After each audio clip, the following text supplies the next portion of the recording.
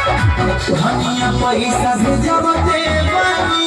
रोजे रोजे बतियाबते बानी धनिया पैसा भेजबते बानी रोजे रोजे बतियाबते बानी सब गोलाए करेगा टेंशन वाला बात के चोरी बिना हाथ के डाल बिना भात के मिलना सवाद सहिया बिना हाथ के डाल बिना भात के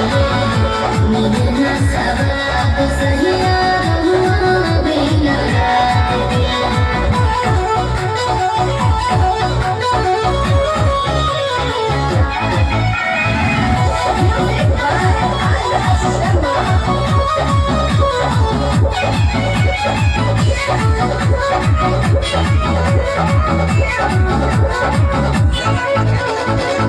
कोई सास से न भारी दिया हमारा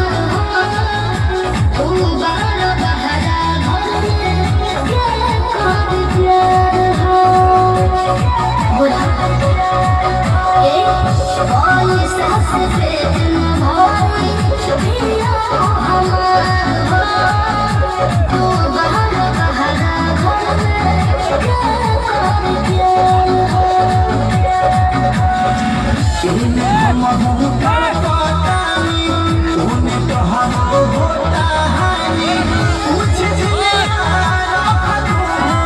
सब में जज्बात के चोरी बिना हाथ के डाल बिना भात के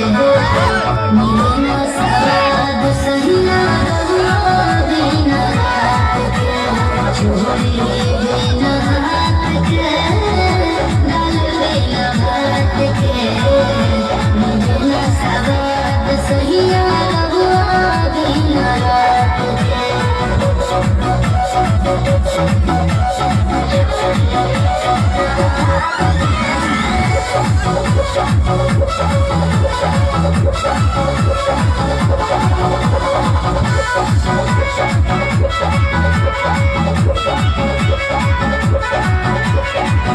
पूछो सहारा नवा